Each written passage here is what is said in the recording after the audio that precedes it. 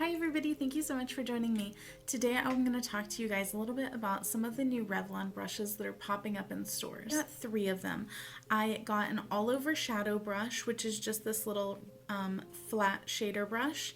And then I got a big fluffy powder brush. And then I got a kind of duo fiber blending brush. And I believe that the blending brush was $10.98, the powder brush was $12.98, and then the all over shadow was $7.98. But I have noticed that they're not available on Walmart online anymore. It's saying that they're out of stock, so I can't get an up-to-date price on those. And then on Target, the prices are a little bit higher. About the actual construction of these brushes, they do have the really nice handles on them. They look very substantial, and you can see that it has this like diamond pattern right here. It looks really nice. It's got the little diamond red thing on here, and it has a little metallic red band on it, and then the Revlon logo, and then it also tells you which brush it is on the other side. But here's the thing, guys. These handles are like hollow, and they're like just very cheap plastic, and the actual head of the brush is so much heavier than the handle that it just feels so crazy in your hand. It's like so heavy.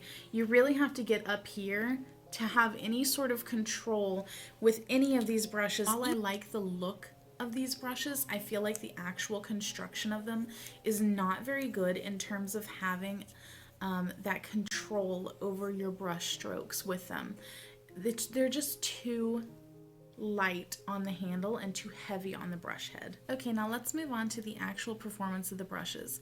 How did they perform with different formulas, different products, and how did they perform while they were being washed and after washing? Now, the first thing that I noticed about these brushes is that they do feel really soft whenever you take them out of the package.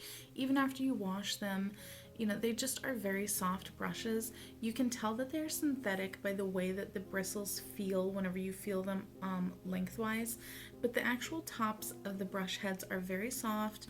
Even the duo fiber one, it feels very nice.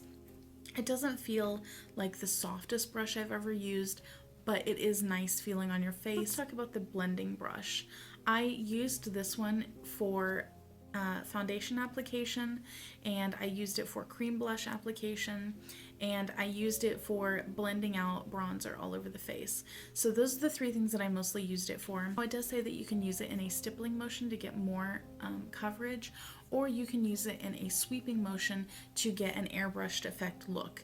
Now, for foundation, I used both ways. I did notice that whenever I stippled my foundation on with this blending brush, I did get significantly more coverage with it.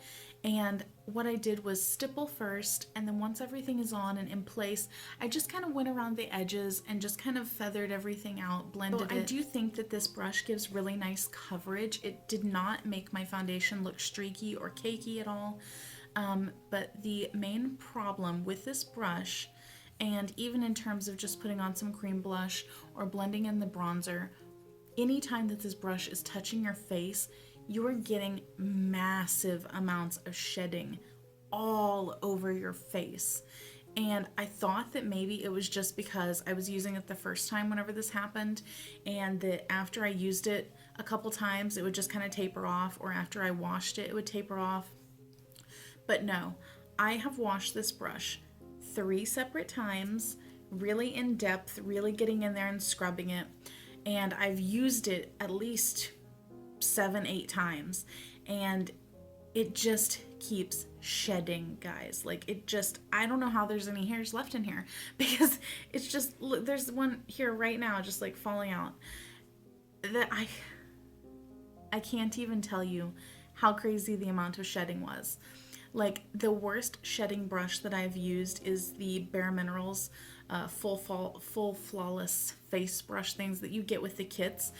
That thing sheds like crazy on me, and this was worse. Guys, so much worse. And whenever I wash it, it sheds like crazy. Whenever I use it, it sheds like crazy. And I'm gonna insert a picture right after this showing shedding on my face, and then all of the hairs that had fallen onto my chest just while I was putting on my makeup today for this video. And we're now a week and a half later and several washings later, and it's still shedding that much.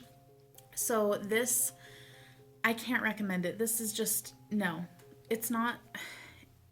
It's a good brush for what it does, the way in which it applies product.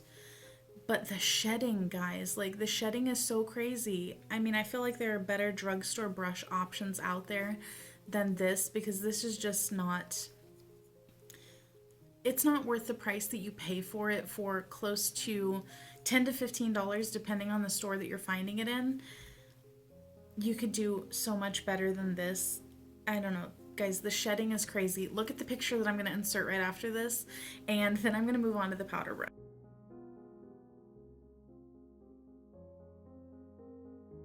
That picture was crazy, right? So much shedding. But now let's move on to the powder brush. It does feel really nice. It's very like soft and fluffy and dense, but not dense enough that it moves around your foundation whenever you're putting on powder. But guys, the same thing happened with this one as it did with the blending brush. So much shedding everywhere. Now, the blending brush did have a lot more shedding. I would say that the amount of shedding for this brush is about maybe 60 to 70% of the amount of shedding as the blending brush. But still, it's too much. It's too much for how many times I've washed it. I've washed them all the same amount of times, used them the same amount of times. And you're just getting way too much shedding coming off on here. And some of the hairs that are coming out are so itty bitty tiny little broken pieces that it's hard to get them off of your cheeks whenever you're just like wanting to pluck them off without disturbing the rest of your makeup. It's just, no. And this is the most expensive of the three brushes, and I feel like this is not good at all. I have a Real Techniques powder brush that I really like. I use it all the time, and I believe that it's actually cheaper than this brush. So again, the shedding is just a no-go for this brush. This is the all-over shadow brush that I got, and you can see it has a nice little all-over shadow type head on it. It is not too fluffy, not too stiff. I thought it would be great for just packing shadow all over the lid. And again, I'm just so disappointed in it. This does not shed like the other two, which is nice because I have encountered some all-over shadow brushes that do shed on me. But this one doesn't shed, but it just is so soft. It's not quite stiff enough. Like, it feels good whenever you're just touching it, but then whenever you go to use it, it's a little bit too floppy to be able to control where the shadow is going. Probably the biggest issue that I had with this brush is that whenever you tap into your shadow with it and you pull it up and look at it, the patchiness is so crazy on here. Like, the shadow kind of clings to the edges, it clings down here toward the bottom, and then there's patchiness all through the middle.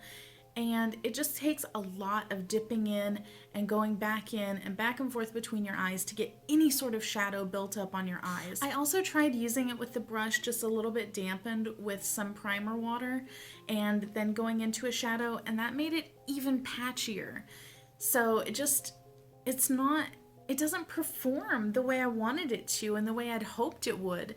I feel like for roughly $8 to $10, depending on where you're getting it from, this is kind of a crap brush. This is the worst out of the three brushes that I got, especially for the price, because it just does not do what it's supposed to do. So guys, just to recap, these brushes look really, really nice. They're very pretty. They are excellent looking for drugstore brushes. I feel like they're on the high end of a drugstore brush price range, and just the amount of shedding does not make them worth it. And then the eye brush, just the complete lack of being able to grab onto a uniform amount of pigment in your eyeshadows makes them completely not worth it for me. While these would be pretty to sit out on your vanity and display and look at, that's not why we buy makeup brushes, guys. We buy them to use, and these are just not any good. So save your money. I would say if you're looking for drugstore ones, go for Eco Tools or Real Techniques. I like both of those brands, and they've both served me very well. So that is it for my 2 cents on the Revlon brushes. I hope that this review was helpful for you guys, and hopefully I saved you a little bit of money on not buying these. Definitely go for a different brand if you're looking for drugstore brushes. And I will catch you guys next time. Bye!